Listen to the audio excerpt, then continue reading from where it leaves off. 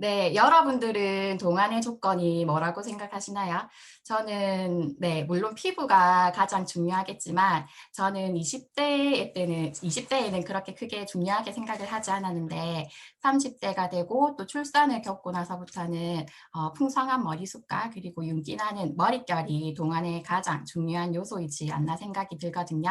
여러분들도 공감하시나요? 네, 오늘 제가 맡은 주제는 탈모입니다. 네, 당신의 모발 지금 건강하십니까? 라는 제목으로 한번 정리를 해봤는데요. 먼저 개요부터 살펴보시면 탈모 관리부터. 네, 탈모의 기준은 어떤 게 탈모인지, 그리고 원인과 종류, 그리고 예방법과 치료법에 대해서 말씀을 드릴 거고요. 그리고 두피 관리는 어떻게 하는지, 그 두피 마사지 나중에 같이 한번 따라 해보실 거거든요. 그리고 두피 유형에 맞는 샴푸는 어떤 거를 이제 선택을 해야 되는지, 그리고 머릿결도 굉장히 중요하죠. 머릿결 관리법은 또 어떻게 하는지에 대해서 하나하나 살펴보도록 하겠습니다.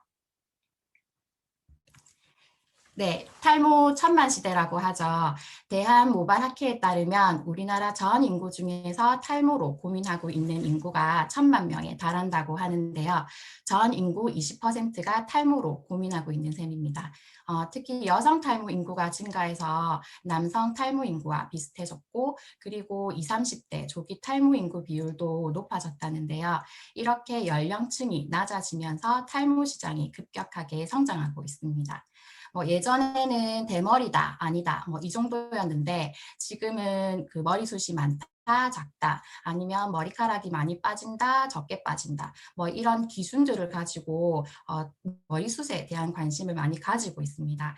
이미 머리카락이 없으신 분들은 그 가발을 쓰신다거나 아니면 모발 이식을 한다거나 이렇게 하는데 그런 분들보다 조금씩 이제 머리카락이 얇아지거나 머리숱이 적어지는 사람들이 훨씬 많기 때문에 두피 케어 시장이 엄청 커졌습니다. 그리고 그걸 보는 사람들이 엄마야 나는 저렇게 안 되어야지 아니면 나는 미리 이제 관리를 해야지 하면서 탈모 예방 시장까지 확대되고 있고요. 그리고 거기다가 머릿결까지 합세하다 보니 탈모와 두피 관련 시장이 엄청 성장하고 있습니다.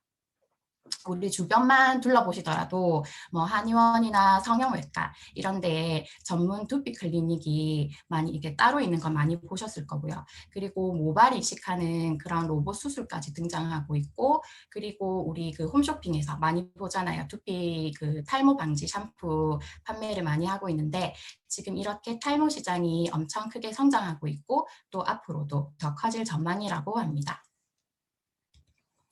네, 그럼 본격적으로 탈모 관리부터 알아보도록 하겠습니다. 갑자기 막 나도 탈모 아닌가 하고 걱정이 되시죠? 아니면 나는 지금 머리숱도 많고 괜찮아. 우리 집에는 대머리 유전자가 없어 라고 안심하고 계신가요? 사실 저도 머리숱이 없는 편이라서 머리숱도 많고 이제 머릿결 이렇게 윤기가 자르르하게 흐르는 그런 친구들 보면 진짜 부럽거든요. 풍성한 머리숱과 건강한 모발을 자기 관리를 잘 했다는 그런 인상을 주고요. 그리고 요즘에는 부의 상징이라고도 하거든요. 근데 지금 머리숱이 많고 윤기가 흐른다고 할지라도 절대로 방심하시면 안 됩니다. 네, 탈모는 갑자기 훅 빠지는 게 아니라 나도 모르게 서서히 진행되는 경우가 많아요. 그렇기 때문에 탈모를 남의 일처럼 여기지 마시고 한 번쯤은 이런 자가진단법을 통해서 내가 탈모인지 아닌지를 먼저 인지하시는 게 가장 중요합니다. 탈모 자가진단법에는 크게 두 가지 조건을 봐야 하는데요. 흔히 머리카락이 이제 풍성한 정도, 그러니까 머리숱을 결정하게 되는 그런 개수와 그리고 굵기 등의 머리카락 상태도 같이 봐야 합니다. 네, 우선 머리카락의 개수가 적은 사람은 6에서 7만 개, 그리고 많은 사람은 13에서 14만 개 정도가 되죠. 보통은 이제 평균적으로 10만 개 내외 정도 된다고 보시면 됩니다. 근데 이 10만 개의 머리카락이 평생 그대로 가져가는 것은 아니고요. 머리카락은 보통 4, 5년 정도의 수명을 가지게 되는데요. 그러니까 4, 5년이 지나면 이미 난 머리카락은 빠지게 되고 또 그 자리에 새로운 머리카락이 생겨나게 되는 거거든요. 그런데 빠지는 이제 머리카락은 많아지는데 새로 나는 그런 신생모가 적어진다면 이제 그러니까 머리숱이 듬성듬성해지는 그런 탈모가 되는 거죠. 보통은 자연스러운 하루 탈락모의 개수는 아침에 머리를 감고 말릴 때, 그리고 자고 일어나서 이제 베개나 침대에 이렇게 보면 발견되는 정도의 양이라서 크게 신경 쓰지 않아도 되는데, 이제 문제는 100개 이상이 넘어가게 되는 경우는요, 본인 스스로도 머리가 너무 많이 빠지는 것 같다라는 그런 느낌을 본인 스스로도 이제 느끼게 되고요. 또 그 상태가 계속 지속되는 경우는 결국 머릿속이 이제 들여다 보이는 상태로 진행될 수가 있습니다. 네, 자, 두 번째는 머리카락의 굵기를 봐야 하는데요. 탈모가 진행되면 머리카락이 점점 가늘어지게 됩니다. 머리가 빠져서 머리숱이 이제 숱이 적어 보이기도 하지만 머리가 점점 솜털처럼 가늘어지기 때문에 머리숱이 더 적어 보이게 되는 거죠. 뭐 옛날에는 머리가 굵고 새까맸는데 점점 갈색빛으로 이제 옅어지는 것 같다. 또 뭐 옛날에는 머리를 이렇게 넘겼을 때 잘 넘어가지 않고 뻗쳐서 말을 잘 안 들었는데 언제부턴가 이제 머리카락이 가늘어지면서 부드럽게 잘 넘어가는 것 같다. 라고 하시면 혹시 이제 탈모증으로 가고 있는 건 아닌지 한번 살펴보셔야 합니다. 그리고 그뿐만이 아니라 젖은 비듬이 늘어나는 경우도 많습니다. 머리를 하루만 감지 않아도 소위 머리가 떡이 되고요. 그리고 가렵고 그리고 머리카락 사이사이에 비듬이 엉겨 붙어 있죠. 이거는 두피에서 피지가 많이 분비되고 또 두피의 각질이 너무 빨리 자라는 상태라서 그런 건데요. 이런 상황에서 너무 많이 분비된 피지가 산화되면서 머리가 이제 근질근질하게 되고요. 그리고 모공이나 모공 주위에 염증이 생기게 되면서 결과적으로 모발이 성장하는 데 방해되는 그런 환경을 만들어 준다고 합니다. 동시에 이제 얼굴에 소위 말하는 이제 개기름이라고 하죠. 그게 흐르면서 이제 번들번들거리기도 하고 그리고 사춘기도 아닌데 얼굴에 여드름이 생기는 경우도 있대요. 이럴 때는 정말 초기에 잘 치료하고 관리해야지 이제 그렇지 않으면 영구적인 탈모로 이어질 가능성이 있다고 합니다. 자, 그럼 탈모라는 것이 단지 병적인 요인으로만 생기는 걸까요? 그것만은 아니라고 하는데요. 그럼 탈모의 원인에는 무엇이 있을까요? 한번 살펴볼게요. 네, 먼저 영양이 부족해서 머리가 빠진다는 말을 많이 들어보셨을 거예요. 모발이 성장하기 위해서는 주 원료로 단백질과 비타민, 미네랄이 꼭 필요합니다. 단백질은 보통의 식사를 하더라도 부족하지 않지만 세포 내에서 효소의 일을 도와 신진대사에 도움을 주는 비타민이라든지 미네랄이 부족하면 탈모를 일으키는 원인이 됩니다. 그리고 내분비 장애 또한 탈모의 원인이 되는데요. 머리 모발에 가장 관계 깊은 호르몬은 성 호르몬 중에서 여성 호르몬의 영향을 받고 있으며 그 체모는 남성 호르몬의 촉진 작용을 받고 있다고 해요. 이런 성 호르몬이 부족하다든지 아니면 컨트롤하는데 장애가 생긴다면 당연히 탈모에도 영향을 미칠 수가 있겠죠. 그리고 혈관 장애는 네, 모세혈관이 축소되면 영양 보급이 약해지므로 성장기를 단축시키고요. 이것 또한 이제 탈모와 연결될 수 있다고 합니다. 이건 이제 잠재적 불안감이라든지 긴장을 한다든지 이런 게 이제 원인이 되는데 원형 탈모증의 전형적인 하나의 예라고 할 수가 있다고 하네요. 그리고 우리 남성 중에서도 어릴 때부터 이제 남성형 탈모증이 나타나는 사람도 있고 또 머리털이 빠지지 않는 사람이 이렇게 나눠지잖아요. 그런 차이가 생기는 원인은 바로 유전 때문인데요. 남성형 탈모증에 관련된 유전자는 거의 한 10가지 종류가 발견이 되었는데 이러한 유전적 요인들이 얽혀서 남성형 탈모증이 생기고 뭐 진행 속도라든지 뭐 진행 패턴 등이 개인에 따라서 다 달라진다고 합니다. 그리고 이뿐만이 아니라 스트레스나 긴장, 과도한 다이어트, 그리고 머리를 너무 꽉 묶는다든지 아니면 누가 이렇게 잡아당겨서 그런 물리적인 요인 등도 이제 탈모의 원인으로 되게 다양하거든요. 그렇기 때문에 탈모의 종류는 그 원인에 따라서 제가 한 5가지로 나눠봤습니다. 네, 먼저 남성형 탈모입니다. 자, 여기 보이시는 사진 속의 남자가 누구일까요? 네, 한창 잘 나갔죠. 지금은 한 50 정도, 50의 나이를 바라보는 나이인데 젊었을 때 엄청 잘 나갔고 엄청 잘생긴 그런 할리우드 배우 주드로죠. 지금 보시면 알겠지만 얼굴의 상태는 그렇게 많이 노화가 되지 않은 상태예요. 근데 머리가 있고 없고의 차이인데 되게 좀 그렇잖아요. 네, 두드러도 피하지 못한 탈모인데 이거를 일반인들은 어쩌면 좋을까요? 네, 남자의 나이는 머리숱에 의해서 결정된다고 해도 과언이 아니다라는 말이 있을 정도로 탈모는 남성분들에게 굉장히 중요한 문제입니다. 조금 전에도 말씀드렸지만 남성형 탈모의 가장 큰 원인은 유전적인 요인과 남성 호르몬인 안드로겐 때문인데요. 어떤 사람은 또 남성 호르몬이 너무 많아서 머리가 많이 빠지는 거 아니야? 하고 생각을 하실 텐데 그거는 아니고 호르몬 중에 테스토스테론이라는 그런 호르몬이 있어요. 이 남성 호르몬과 그리고 모낭에 있는 5알파 환원 효소라는 아주 특수한 효소의 이제 상호작용에 의해서 머리를 빠지게 하는 디하이드로 테스토스테론, 이름이 어렵죠. DHT라고 줄여서 이제 말을 하는데 이런 탈모 유발 호르몬으로 이제 바뀌게 됩니다. 이 DHT는 모근의 안드로겐 수용체에 부착하게 되고 또 모근 세포의 단백질 합성도 막고 그리고 혈액 순환도 안 되게 한다고 하네요. 그래서 결국 영양 공급을 받기 힘든 모근은 휴지기로 접어들고 점차 모발이 가늘어지게 되면서 탈모가 발생하게 됩니다. 그러니까 쉽게 생각을 하시면 저는 이렇게 비유를 한번 해볼게요. 테스토스테론이라는 착한 아이가 있는데 5알파 환원 효소라는 나쁜 친구를 만나서 이제 물들게 되는 거죠. 그래서 DHT라는 이제 더 나쁜 이제 깡패가 되었는데 그 깡패가 이제 머리카락이 안 나게끔 악영향을 미친다고 하면 이해하시기 훨씬 쉬울 것 같아요. 네, 다음은 원형 탈모입니다. 원형 탈모는 말 그대로 모발이 군데군데 원형으로 이렇게 숭숭 빠지는 현상입니다. 현재까지 정확한 원인은 밝혀지지 않았지만 스트레스라든지 내분비 장애 그리고 자가 면역 질환 등일 것으로 추정이 되고 있고요. 탈모 관련 질환 중에서 가장 그 발생 빈도가 높다고 해요. 그리고 남녀 발생 비율에는 큰 차이가 없으며 환자의 30%에서 50% 정도는 치료 없이도 1년 이내에 호전이 되기도 한대요. 그렇지만 재발이 흔하고 치료에도 반응하지 않는 그런 경우도 있다고 합니다.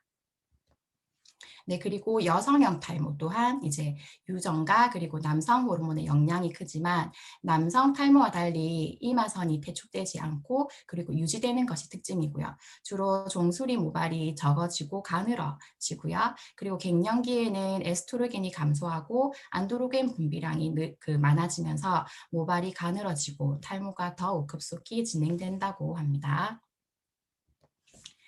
네, 휴지기 탈모는 생장기 모발이 조기에 휴지기 모발로 바뀌면서 모발이 과도하게 빠지는 것으로 심한 다이어트로 인한 영양 불균형이라든지 출산 그리고 심한 출혈을 동반한 수술, 스트레스, 갑상선 질환 등이 원인이고요. 이 중 흔히 볼 수 있는 경우가 출산 후 탈모인데요. 여성의 경우는 임신 중에 여성 호르몬인 에스트로겐 호르몬이 왕성하게 일어나서 모발이 많아지지만 이제 출산을 하고 난 뒤에는 호르몬 분비가 이제 정상으로 돌아오잖아요. 그래서 모발이 휴지기로 빨리 바뀌면서 모발이 많이 빠지게 돼요. 다들 아이 놓고 이렇게 경험 많이 하셨을 거라고 생각을 해요. 산후 6개월 뒤부터는 이제 되게 회복이 되는데 이때 여기 그림처럼 앞머리가 고슴도치처럼 이렇게 삐죽삐죽 자라는 경험 많이 하셨을 겁니다. 네, 마지막으로 지루성 탈모입니다. 지루성 탈모는 지루성 두피염이 원인입니다. 두피의 피지 분비량이 이제 비정상적으로 증가하거나 미생물 분포의 불균형, 그다음에 면역 반응의 이상이라든지 신경 전달 물질의 이상 등이 원인으로 추정이 되고 있고요. 두피 염증이 심한 경우에는 일시적으로 탈모가 진행이 될 수가 있습니다. 그래서 염증이 당연히 이제 완화가 되면 탈모 증상도 회복이 되니까 이제 평소 두피 관리에 신경을 써셔야 하는 이유가 되겠죠. 자, 이렇게 탈모의 원인에서 종류까지 알아보고 나니 병적 요인보다는 환경적이거나 정신적 그리고 외부적 요인이 더 많은 것 같아요. 그렇다면 이렇게 다양한 원인으로 인한 탈모의 치료 방법에는 어떤 것들이 있을까요? 네, 의료기술이 점점 발달하면서 탈모 치료법도 다양해지고 있습니다. 뭐 바르는 약, 먹는 약, 그리고 두피에 모낭 주사를 요즘에 이제 그렇게 맞는 사람들도 많고 아예 모발을 심는 경우도 있어요. 탈모 초기에는 두피 케어를 받거나 그리고 이제 가장 널리 알려진 이제 약인데 이제 바르는 국소도포제 미녹시딜과 그리고 경구용 먹는 약이죠. 프로페시아라는 걸 이렇게 사용을 하면 더 이상의 진행은 어느 정도 막을 수 있다고 합니다. 근데 안타깝게도 여성 탈모의 경우 남성 탈모보다는 치료가 까다로우며 치료 효과도 떨어진다고 해요. 그리고 이미 그거 진행된 탈모의 경우에는 이제 정상적으로 회복하는 데는 분명한 한계가 있잖아요. 그래서 이런 경우는 그냥 모발 이식 수술을 고려하는 경우도 많다고 합니다. 모발 이식 전에는 전문의와 충분히 상담을 하셔야 하고요. 그 뒷머리 부분에서 이제 이식물을 채취를 하는데 여기서 평균 1000에서 3000모 정도의 머리카락을 분리할 수가 있다고 해요. 이식에 사용되는 뒷머리의 모근은 남성 호르몬의 영향을 받지 않기 때문에 평생 빠지지 않는 머리카락이고 이 부분의 모근을 떼내서 이제 앞부분에 이제 탈모 부위에 옮겨 심으면 그 옮겨진 모근의 한 90% 정도는 생착하게 된다고 합니다. 그리고 탈모 치료 방법은 이제 아까 앞에서도 얘기했다시피 한 2가지 정도 말씀드렸는데 이 방법을 통한 완전한 완치에는 개인차가 있어요. 최근에는 약물 치료의 경우 남성 호르몬 분비를 억제하기 때문에 이제 뭐 정자수가 감소되고 전립선암 유발 가능성이 커진다는 단점이 있다고도 하고요. 그리고 모발 이식 수술 또한 수술로 인한 흉터나 모발을 채취한 부위의 모습이 보기 좋지 않기 때문에 이식된 모발이 생착하는데도 분명히 개인차가 있다는 그런 단점이 있습니다. 그래서 이제 두피 문신을 하거나 아니면 오른쪽에 있는 가발이죠. 가발을 쓰는 방법을 선택하시는 분들도 많죠. 하지만 이런 치료법보다 뭐니 뭐니 해도 이제 탈모 자체를 예방하는 것이 가장 중요하겠죠. 네, 탈모에 큰 영향을 미치는 유전적인 요인은 타고나는 것이므로 절대 조절할 수는 없습니다. 하지만 탈모에 2차적으로 영향을 줄 수 있는 식습관이나 이제 모발 관리 습관은 개선할 수 있고요. 그리고 스트레스나 술이나 담배 이런 악화 요인들은 이제 스스로 조절할 수가 있습니다. 그리고 사실 탈모의 원인이 너무 다양하기 때문에 원인에 따라서 예방을 위한 여러 가지 생활 수칙들이 있는데요. 그 중에서도 이제 탈모 예방에 도움이 되는 영양소 몇 가지와 그리고 이제 두피 관리법에 대해서도 한번 알아보도록 하겠습니다. 네, 앞에서도 말씀드렸다시피 모발은 하루에 몇십 개씩 빠지게 되는데요. 그만큼 모발은 세포 분열이 왕성하기 때문에 우리가 섭취하는 영양소의 영향을 많이 받는 부위입니다. 그래서 영양소 섭취를 잘 하신다면 당연히 그 모발 건강에도 도움이 될 수가 있습니다. 자, 탈모하면 제일 먼저 떠오르는 영양소는 무엇일까요? 물론 여러 가지가 있겠지만 저는 제일 먼저 비오틴을 추천드리고 싶은데요. 비오틴은 비타민 B 중에서 B7인데요. 비오틴이 부족해지면 탈모와 피부염이 생길 수 있고요. 그리고 또한 이제 비오틴은 모발과 피부 또 손톱을 구성하고 있는 단백질인 케라틴 구성에 도움이 됩니다. 그래서 비오틴 보충이 이 탈모 예방에 도움을 줄 수가 있는데요. 이 비오틴뿐만이 아니라 다른 비타민 B들, 그러니까 뭐 판토텐산, 엽산, 피리독신 이런 것과 이런 이제 영양소들을 함께 보충하는 것이 도움이 됩니다. 저희 뉴트리라이트 제품에는 비타민 B 플러스가 있죠. 한 알에 비타민 B군 전체가 들어가 있으니 챙겨 드시면 좋을 것 같고요. 그리고 오른쪽에 SHN 서플리먼트라는 제품도 강력 추천드립니다. 저도 지금 얘를 애정하는 이제 영양제인데 비오틴, 그 다음에 비타민 C, 그리고 콜라겐을 구성하는 원료도 포함되어 있어서 건강한 모발에 도움을 줍니다.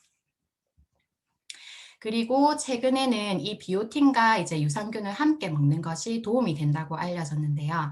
유산균이 탈모 치료나 모발 건강에 좋은 이유는 유산균에 의해서 장내 미생물이 증식하게 되면 그 결과 장내의 유익균들에 의해서 비오틴이 합성하게 되고 또 활성화된다는 거죠. 그래서 유산균과 비오틴은 서로 상승작용을 할 수 있다는 겁니다. 그리고 비타민 B와 K, 엽산 등의 합성에 관여하는데 이 또한 모낭에 충분한 영양분을 공급해서 모발 건강에 도움을 주고요. 그리고 면역세포인 T세포를 활성화해서 면역계 이상으로 발생하는 그런 원형 탈모에도 도움이 된다고 합니다. 저희 밸런스 위드 인이라는 프로바이오틱스 엄청 유명하잖아요. 면역도 올리고 장 환경을 개선하기 위해서 여태까지 챙겨 먹었던 유산균인데 이제 얘가 이제 탈모에도 도움이 된다고 하니까 더 많이 챙겨 먹어야 될 것 같습니다. 네, 그 다음으로 탈모에 도움을 주는 영양소는 염증을 줄여주는 영양소인데요. 그 이유는 앞에서도 언급했다시피 모낭에 생기는 염증들로 인해서 모근이 약해지고 또 모발이 가늘어지면 결국 탈모로 연결되기 쉽기 때문입니다. 그래서 항염 작용이 있는 영양소들이 탈모 예방에 도움이 되는데요. 대표적으로 이제 우리 비타민 C가 있죠. 비타민 C들 잘 챙겨 드시고 계시죠? 비타민 C는 피부뿐만이 아니라 탈모에도 필수적입니다. 비타민 C와 같은 항산화제는 모근 파괴 물질인 활성산소를 억제해주고 모발 성장 인자를 이제 생성해주고 그리고 모발 세포 분열을 촉진시키기 때문에 이런 거에 굉장히 중요하죠. 그리고 또 항산화제는 손상된 모발 세포를 빠르게 복구시키고 모발 줄기 세포 성장도 좋게 만들어줍니다. 최근 비타민 C가 부족하면 탈모가 생긴다는 그런 문헌 보고도 있어서 요즘 많은 탈모인들에게 많은 관심을 받고 있다고 합니다. 네, 그리고 아까 서두에 영양이 부족하면 탈모의 원인이 된다고 말씀을 드렸잖아요. 단백질, 비타민, 미네랄이 이제 필수로 탈모에 이제 필요한 영양소들인데, 먼저 단백질, 즉 아미노산입니다. 그 이유는 모발의 구성 성분이 바로 아미노산이기 때문인데요. 그래서 여러 가지 아미노산을 포함하고 있고, 또 단백질 섭취가 탈모 예방에 아주 중요하다고 볼 수가 있습니다. 저희 뉴트리 파이토 프로틴, 얘는 9가지 필수 아미노산과 11가지 불필수 아미노산이 완벽하게 갖춰져 있잖아요. 양질의 단백질로 내 몸도 내 모발도 튼튼하게 지킬 수 있습니다. 네. 마지막으로 세포 내에서 효소의 일을 도와 신진대사에 도움을 주는 비타민, 미네랄이 부족하면 탈모를 일으키는 원인이 됩니다. 저희 더블엑스는 14가지 비타민과 10가지 미네랄, 그리고 19가지 식물 영양소까지 다양하고 풍부한 영양소가 이제 들어가 있어요. 네. 이렇게 몇 가지 영양소를 말씀드렸는데요. 평소 먹는 음식도 동물성 기름이라든지 당분이 많이 들어가 있는 음식, 뭐 밀가루 음식, 인스턴트 음식 이런 음식은 피하시고 단백질, 비타민, 미네랄이 풍부한 음식을 골고루 균형 있게 섭취하는 것이 가장 중요하고요. 그리고 무리한 다이어트는 하지 않아야 합니다. 자, 이제 탈모 관리는 이쯤에서 정리를 하고 그다음에 두피 관리. 두피 관리는 어떻게 하는지 한번 알아볼게요. 그 전에 우리 얼굴 근육이 어떻게 생겼는지 조금은 아셔야 두피 관리하는 데도 도움이 될 것 같아서 이 징글징글어운 그림을 제가 넣어봤는데 자, 그림에서 보시다시피 두피 전체는 두피 근육은 전체로 덮여 있는 게 아니고 딱 두 군데만 있어요. 여기 앞에 전두근과 후두근 딱 두 군데만 있고 나머지는 이렇게 얇은 막으로 되어 있어요. 여기 왼쪽에 정면 근육을 보시면 얼굴 전체를 잡고 있는 부분이 바로 전두근입니다. 그래서 뭐 얼굴이 처진다거나 아니면 이마에 주름이 생긴다거나 이러시면 여기 전두근 있죠? 여기를 자극해 주셔서 이제 근육을 풀어주시면 도움이 된다고 하고요. 그리고 여기 앞쪽 전두근 여기와 뒤쪽 후두근은 머리카락도 잡고 있어요. 그래서 이 두 부분은 이제 탈모가 없습니다. 물론 남성 같은 경우에는 이제 개인에 따라서 그런 M자 탈모가 있지만 후두근 쪽에는 탈모가 없어요. 그래서 아까 앞에 얘기했다시피 모발 이식을 할 때도 여기 있는 이 부분에 모근을 채취해서 여기 앞쪽에 예, 모발을 이식을 하게 되는 거죠. 여기 이 두 부분을 잘 풀어주면 근을 단단히 잡을 수 있기 때문에 탈모를 예방하고 늦출 수 있다고 얘기를 해요. 그리고 탈모와는 별개로 여기 귀 위쪽, 여기 축두근을 자극해 주시면 여기 근육이 죄송합니다. 여기 근육이 얼굴, 네, 얼굴 이쪽이랑 다 잡고 있거든요. 그래서 뭐 눈가가 처진다거나 아니면 볼이 처진다거나 아니면 여기 팔자주름 있죠. 팔자주름도 이제 관리를 해 주실 수가 있으니까 여기 축두근, 귀 위쪽 있죠. 여기도 계속 마사지를 하시면서 근육을 풀어주시면 도움이 될 것 같아요. 네, 두피와 탈모는 뗄래야 뗄 수가 없죠. 그래서 두피 관리를 깨끗하게 잘 해야 탈모를 예방하거나 이제 늦출 수가 있습니다. 그래서 건강한 두피에서 건강한 모발이 나온다라는 거는 당연한 말이죠. 두피는 얼굴의 피부보다도 얇고 섬세합니다. 그래서 예민하고 방어 기능도 약하기 때문에 건조와 자외선의 영향을 받기 쉽다고 해요. 두피 관리에 신경을 안 쓰시면 두피에 이제 혈액순환이 안 되거나 머리카락이 빠진다거나 얇아지고, 그리고 두피 그 얼굴 탄력에도 영향을 미치니까 평소 피지나 두피의 더러움을 꼼꼼하게 이제 떨어내서 이제 청결함을 유지해야 합니다. 두피 관리를 위해서는 크게 두 가지만 신경을 쓰시면 되거든요. 하나는 이제 데일리 케어로 평소 두피 마사지를 하고, 또 하나는 올바른 샴푸를 하는 겁니다. 뭐 별거 아니네 하고 뭐 이런 생각이 드실 수도 있겠지만 너무 쉽고 너무 간편해서 어쩌면 사람들이 쉽게 놓치는 부분이 아닌가 생각이 들거든요. 먼저 두피 마사지는 두피에 자극을 주어서 혈액순환을 개선시키고 또 모공 속에 쌓여있는 노폐물을 배출해서 영양 공급을 원활하게 해주는데요. 신진대사가 원활해지고, 그리고 머리가 상쾌해지고 한층 건강하고 이제 찰랑거리는 그런 머릿결을 얻을 수 있다고 해요. 자, 그러면 우리 이 아침에 네, 두피 마사지 같이 한번 해보실까요? 네, 그림을 보시면 어떻게 하시는지 잘 아실 거예요. 아주 쉬운 마사지니까 지금 같이 저랑 함께 같이 해보시면 좋을 것 같습니다. 자, 먼저 저도 머리 감고 대충 말린 후에 헤어 에센스를 바르고 그리고 이렇게 마사지를 해주는데 엄청 상쾌하고 머리도 맑아지는 느낌이거든요. 먼저 첫 번째, 두피를 5손가락으로 가볍게 주무른다라고 되어 있는데, 그냥 다들 손 쫙 펴시고 여기 이제 손 끝을, 손 지문 있죠? 여기를 그냥 헤어라인을 따라서 이렇게 작은 원을 그리면서 이렇게 삥삥삥삥 이렇게 돌려주시면 돼요. 지금 다들 하고 계시죠? 저만 하고 있는 거 아니죠? 네, 저는 여기가 되게 아프네요. 관자놀이. 네, 그리고 이마에서 정수리를 향해서 가볍게 마사지 한다라고 되어 있는데, 아까 우리 얼굴 근육에서 여기 전두근 있죠? 여기 모근, 여기를 자극을 해주면 얼굴 처진 것도 이제 예방을 관리를 할 수 있다고 했잖아요. 자, 손을 주먹을 쥐시고, 손 여기 끝보다는 여기가 세거든요. 여기. 여기를 이렇게 왔다 갔다. 여기 밑에서부터 위쪽으로, 아래에서 위쪽으로 이렇게 마사지를 해주시면 좋습니다. 뭐 옆에 여기 측두근도 이렇게 마사지를 같이 해주시고요. 어때요? 시원하세요? 다들 열심히 따라하시고 계시는. 네, 그리고 두피 전체를 손가락 끝으로 가볍게 주무른다라고 되어 있는데, 이거는 많이 해보셨을 거예요. 그냥 엄지는 여기 관자놀이를 대고 이렇게 딱 대고요. 엄지를 이렇게 헤어라인 쪽으로 꾹꾹 좀 세게. 저는 여기가 되게 아파요. 여기 관자놀이. 이거 네, 강의 준비한다고 스트레스를 많이 받았나 봐요. 머리는 다 혈이 있기 때문에 그냥 이렇게 하시는 것도 좋지만 저는 막 이렇게 두드려요. 이렇게 뻥뻥뻥뻥 하고.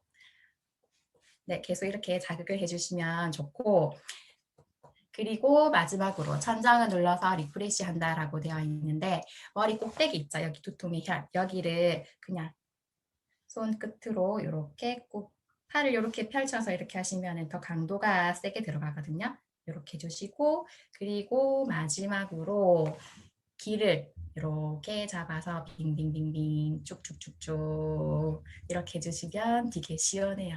원숭이 귀처럼. 네, 다들 해보셨죠? 네, 샤워할 때 해주시면은 더 혈액순환이 잘 되고, 그리고 목과 어깨에 결림이 있으면 두피에도 영향을 주기 때문에 마사지 하실 때 이렇게 목과 어깨와 함께 이렇게 돌려주시면 더 좋을 것 같습니다. 네, 이렇게 매일매일 해주세요. 매일 아침. 네, 다음은 샴푸에 대해서 알아보겠습니다. 다들 샴푸는 어떤 걸 쓰시나요? 뭐 일반 마트에서 파는 샴푸, 뭐 단백질 샴푸, 퍼퓸 샴푸, 뭐 또 뭐 있죠? 약산성 샴푸. 그리고 남성분들은 그냥 비누로 막 감으시잖아요. 이렇게 샴푸 종류도 많다 보니까 어떤 샴푸를 골라 써야 하는지 잘 모를 때가 많죠. 두피 타입별로 이제 샴푸 고르는 법과 저희 아메이 샴푸 제품 몇 가지 소개해 드리도록 하겠습니다. 우선 두피 피부도 우리 일반 피부와 같습니다. 표피, 진피, 피하지방층 이렇게 세 개 층으로 나뉘고요. 우리 모발이 성장하고 건강하게 유지하는데 두피에서 공급되는 영양분은 되게 필수적이기 때문에 항상 청결하게 유지하는 게 중요합니다. 우리 두피 유형은 피지 분비량이나 수분 함유량, 그리고 각질이 얼만큼 많은지, 그리고 피부 탄력도 등에 따라서 이렇게 6가지 정도로 나누어 볼 수가 있는데요. 사실 자기가 어떤 두피의 유형인지 정확하게 알기 위해서는 모발을 확대해서 보는 그런 장비를 통해 이제 그런 두피 사진을 보고 확인하시는 게 제일 좋습니다. 저희 아메이 매장 가보셨는지 모르겠는데 그 가시면 두피 측정해주는 부스가 따로 있습니다. 현재 내 모발 상태를 진단해 주시는데 모발 굵기, 밀도, 그리고 모근수라든지 각질, 혈관 노출도 이렇게 5가지 정도 체크를 해주시면서 어떤 제품을 써야 하는지 상담까지 해주시니까 잘 활용하시면 좋을 것 같아요. 그리고 간단하게 확인할 수 있는 방법도 있는데요. 아침에 샴푸를 하셨다 하면 이제 점심시간쯤에 이제 손바닥 여기 끝을 여기 정수리로 이렇게 가볍게 이렇게 두드려 주세요. 두드려서 딱 봤을 때 번들거린다거나 냄새가 난다 싶으면 지성두피라고 보시면 되고 오히려 가렵고 미세한 각질이 묻어 나온다 하면 건성두피, 그리고 따끔따끔하거나 이제 안쪽에 물집이 좀 잡힌다 싶으면 민감성 두피로 판단해 볼 수 있습니다. 건성 두피인 경우는 부분적으로 얼룩덜룩한 현상이 관찰이 되고요. 두피에 각질 세포가 과다하게 형성되어서 두피 상태가 굉장히 혼탁한 상태입니다. 또 수분 유실이 많기 때문에 두피에 각질이 들떠 있고 윤기도 없고요. 건성 두피이신 분들은 대체적으로 모발이 건조하고 탄력도 저하되어 있어서 두피 수분도도 10% 미만이라고 보시면 되거든요. 그래서 두피 당김 현상이라든지 가려움증이 동반되어 나타나고요. 이 경우에는 두피의 피지 분비와 수분 함량을 정상화하기 위해서 약산성 샴푸를 쓰셔야 합니다. 그리고 머리 감는 횟수는 머리 담김 정도에 따라서 횟수를 조절하시면 되는데 보통 이틀에 한 번 정도 감아주시면 좋아요. 추천 제품으로는 저희 세티니크 스무드 모이스처 샴푸입니다. 말 그대로 수분 샴푸이고요. 건조한 두피와 모발에 수분을 듬뿍 넣어줍니다. 강력한 수분 표물로로 흡수력이 뛰어난 이제 쿠쿠이 나무 씨앗 오일과 그리고 보습 효과가 뛰어난 프로비타민 B5, 판테놀이 수분을 공급해서 촉촉하고 부드러운 모발로 가꿔줍니다. 네, 그리고 지성 두피인 경우에는요, 피지가 많아서 비듬도 많고 각질도 엉겨서 지루성 피부염이 생기기도 하고 그리고 세균 번식도 일어나는 상태인데요. 모공 자체는 막혀 있고 모공 주위에 황색동 컬러가 보이기도 하는데 예, 그거는 피지가 산화되는 과정에서 변색된 거라고 해요. 지성 두피인 경우 평소 두피 청결을 위해서 하루 2번 샴푸하는 걸 추천드리고요. 너무 자극적인 음식이나 스트레스는 두피 피지 분비를 증가시키기 때문에 주의하시는 게 좋습니다.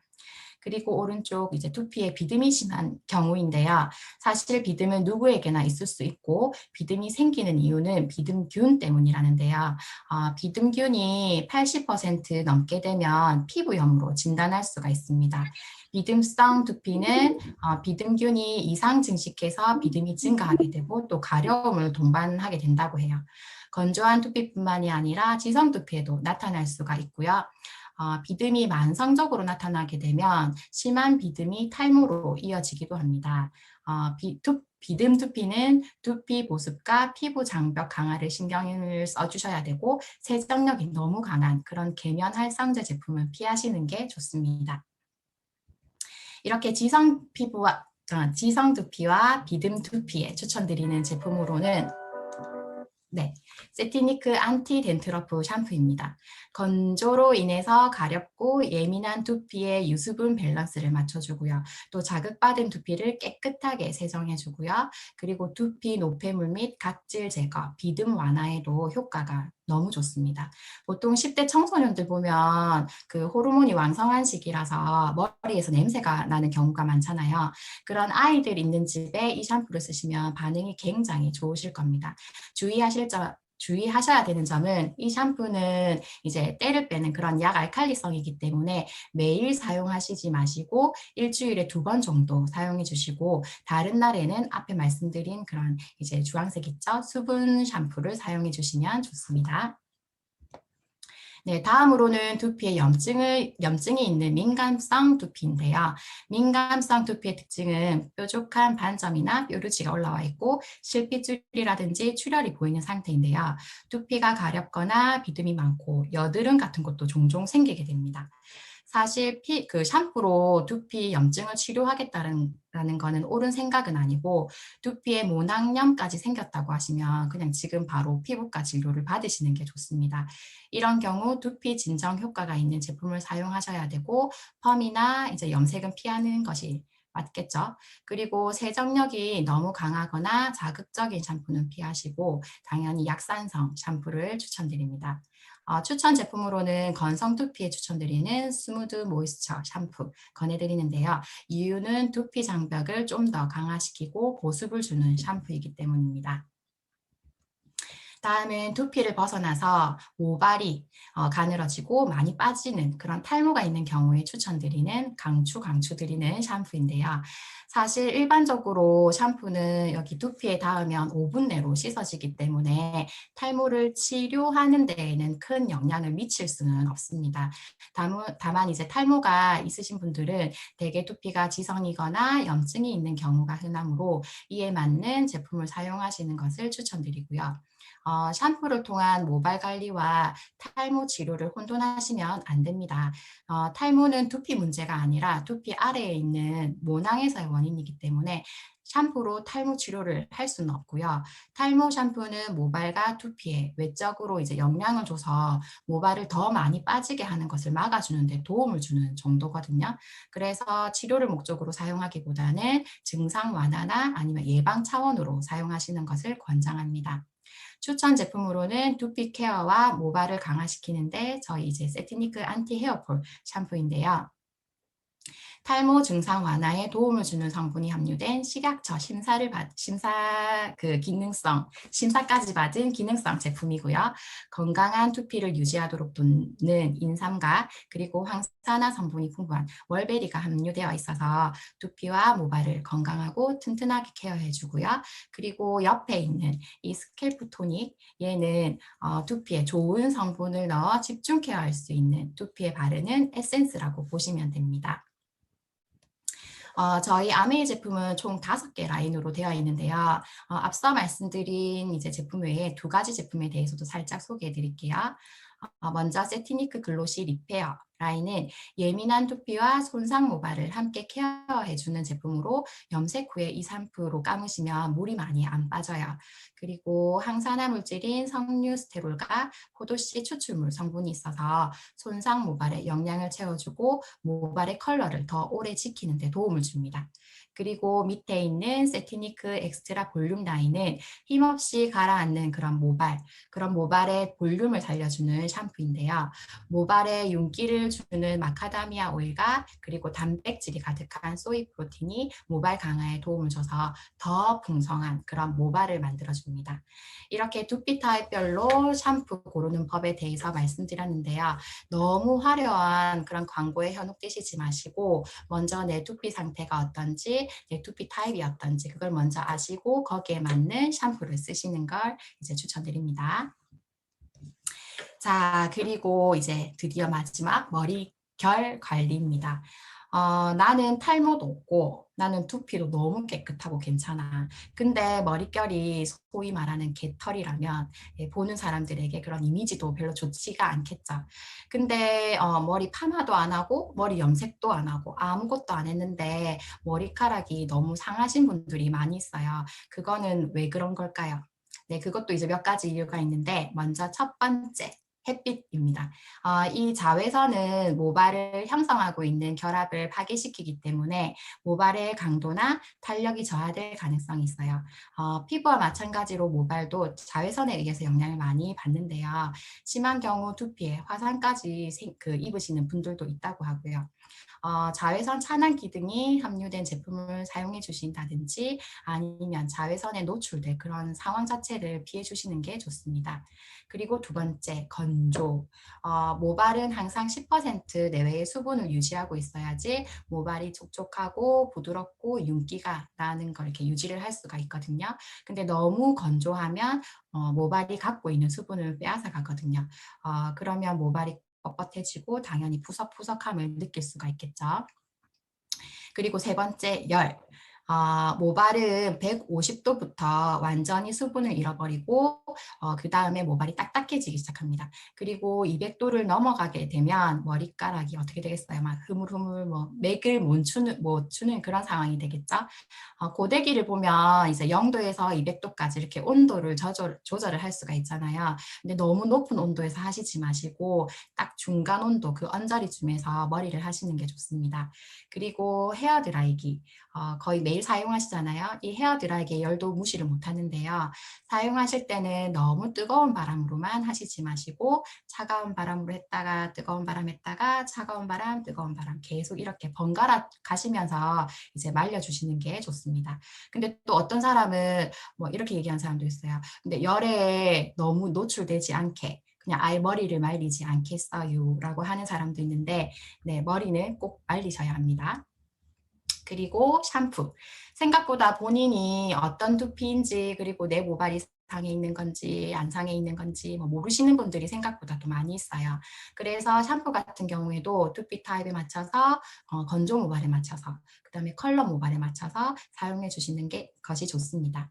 예를 들어서 뭐 내 두피가 이제 되게 건조하고 건조한 모발인데 두피에 때를 빼기 위해서 약 알칼리 샴푸를 쓴다면 어떻게 되겠어요? 머리가 더 엄청 뻣뻣하고 푸석푸석하고 딱딱해지겠죠. 사실 저도 예전에는 뭐 샴푸가 다 똑같은 샴푸지 뭐 하면서 내 식구가 있는데 그냥 샴푸 하나로 내 식구가 다 썼었거든요. 근데 피부에 따라서 화장품도 다르게 쓰는 것처럼 머리 상태에 따라서 이제 모발 상태에 따라서 이제 샴푸도 다르게 써야 한다라는 걸 알게 됐고 그리고 지금은 저는 탈모 샴푸와 볼륨 샴푸를 쓰고 있고요. 그리고 저희 신랑은 아까 그 안티 덴트러프 그거와 이제 모이스처 샴푸를 쓰고 있고 그리고 아이들은 모이스처 샴푸 그렇게 쓰고 있거든요. 본인에게 맞지 않는 샴푸를 썼을 때 이제 본인이 이제 모발에 갖고 있는 그런 필요 성분마저도 이제 빼앗아 갈 수가 있으니까 잘 선택해서 사용해 주시는 것이 좋습니다. 그리고 마지막으로 지나친 브러싱입니다. 머리가 엉겼을 때 이렇게 되게 촘촘한 빗으로 억지로 이렇게 빗으면 모발이 뜯기면서 손상이 생길 수가 있습니다. 머리를 뿌리부터 위에서부터 빗으려고 하지 마시고 머리를 딱 잡고 밑에서부터 살살살살 빗어서 끝에서 올라가면서 빗어주시는 그런 습관을 가지시는 게 중요하고요. 모든 브러싱이 다 나쁘다는 게 아니라 물론 브러싱에 의해서 탈락되어야 되는 그런 모발을 도와주는 역할도 하지만 제가 말하는 거는 너무 과도한 브러쉬, 너무 막 팍팍 빗는 그런 터프한 브러쉬 이런 것들은 모발에 손상을 가져다 줄 수 있다는 거죠. 이렇게 일상생활에서 올 수 있는 손상이 뭐 이런 것도 있다라는 거고 또 펌이나 염색 등 화학 시술을 하신 분들은 더더욱 일상생활에서의 손상을 줄일 수 있는 그런 노력을 하셔야 될 것 같습니다. 자, 그래서 관리법인데요. 평소 집에서 할 수 있는 머릿결 관리법에 대해 말씀드리겠습니다. 있습니다. 조금 전에도 말씀드렸다시피 머리카락은 열에 엄청 약하고 예민해요. 그래서 매일 하는 드라이어를 낮게 해서 차가운 바람, 뜨거운 바람 계속 이렇게 번갈아 가시면서 말려주시는 게 좋고, 그리고 자외선은 가능하면 이제 최대한 피하시는 게 좋습니다. 자외선에 탄 머리는 회복이 불가능하고 그냥 아예 잘라내셔야 하거든요. 그래서 양산을 쓴다든지 모자를 쓴다든지 아니면 요즘 자외선 차단제도 많이 사용하시거든요. 저희 아메이에서도 세티니크 듀얼 디펜드 스프레이라고 해서 머리에 뿌리는 자외선 차단제가 있습니다. 자외선 등 외부 유해 환경과 그다음에 고데기 같은 그런 열로 인한 손상으로부터 모발을 보호하고, 그리고 모발색이 바래지 않도록 도움을 주거든요. 흔들어서 한 30cm 멀리서 찍찍 뿌려주시면 좋아요. 그리고 타월 드라이인데요. 바쁘실 때는 어쩔 수 없이 드라이기로 이렇게 사용하셔야지만 제일 좋은 방법은 드라이기 사용하시기 전에 타월로 물기를 한 80% 정도 제거해 주시는 게 좋다고 합니다. 남성분들은 머리 말리실 때 수건을 길게 쫙 펴서 막 이렇게 터시잖아요. 제가 말하는 건 그게 아니고 타월로 이렇게 꾹꾹 눌러가면서 그렇게 물기를 제거하시는 거예요.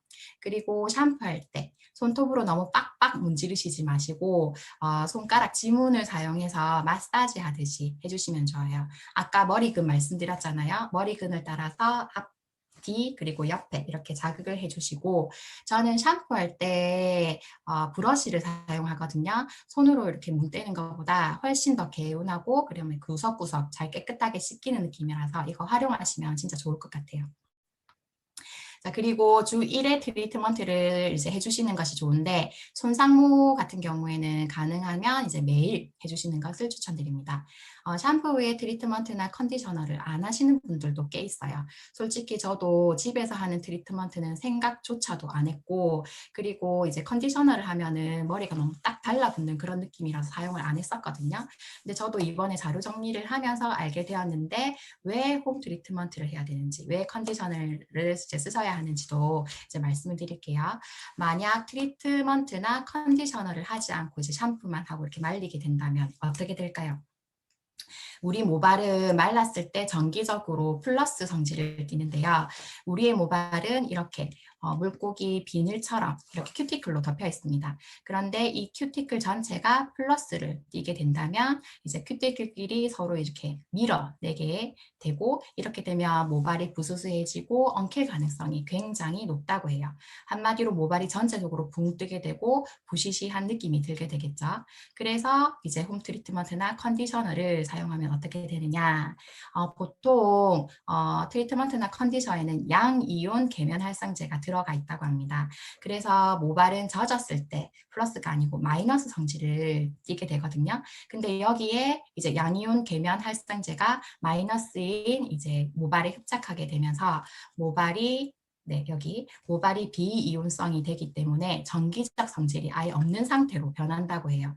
그래서 머리를 말려도 앞서 말한 그런 부스스함이나 거친 느낌이 많이 정돈이 된다고 하고요. 그리고 요즘 미세먼지 되게 많잖아요. 이 대기 중에 먼지에도 음이온이 많다고 해요. 샴푸에 이제 모발이 플러스인 상태에서 바깥에 나가게 되면 바깥에서 이제 그런 먼지들이 음이온 성질을 띠고 있는 이 먼지들이 머리에 흡착하게 되겠죠.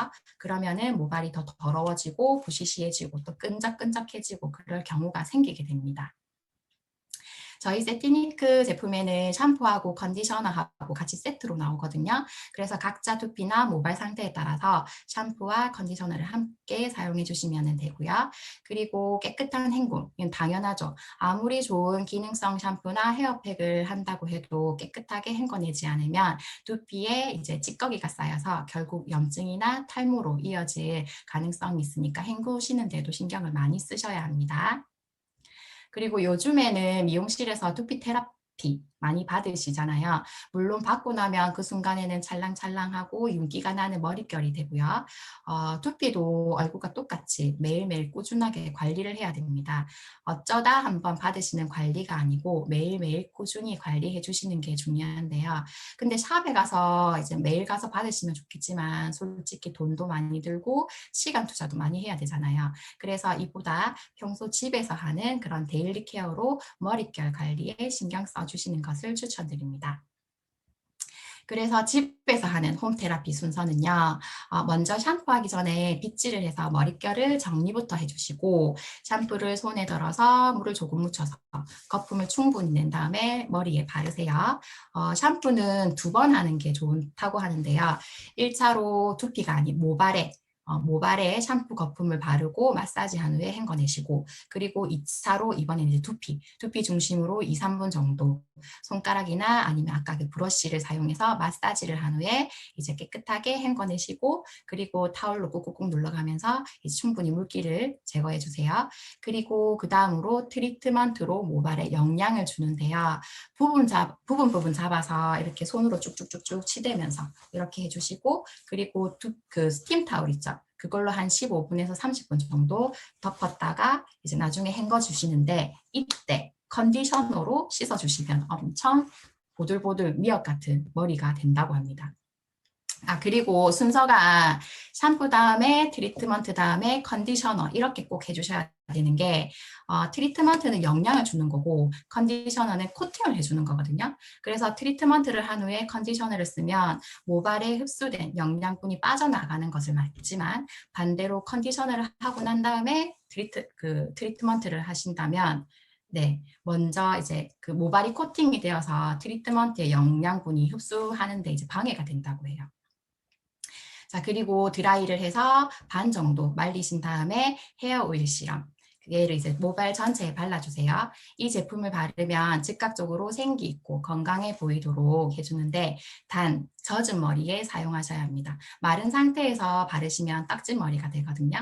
그리고 또 드라이기로 완전히 다 말리신 다음에 아까 말한 자외선 차단제, 듀얼 디펜드 스프레이 얘를 뿌려주시고 고데기 같은 그런 열기구로 예쁘게 스타일링 해주시면 됩니다.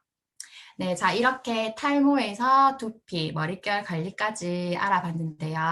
뭐니 해도 내 얼굴만큼 내 두피에도 관심을 가지는 게 가지고 집에서 하는 이런 데일리 케어로 충분히 관리하시는 게 제일 중요하고요. 그리고 무엇보다도 식습관과 생활습관 얘를 잘 지키시는 것도 중요한 것 같습니다.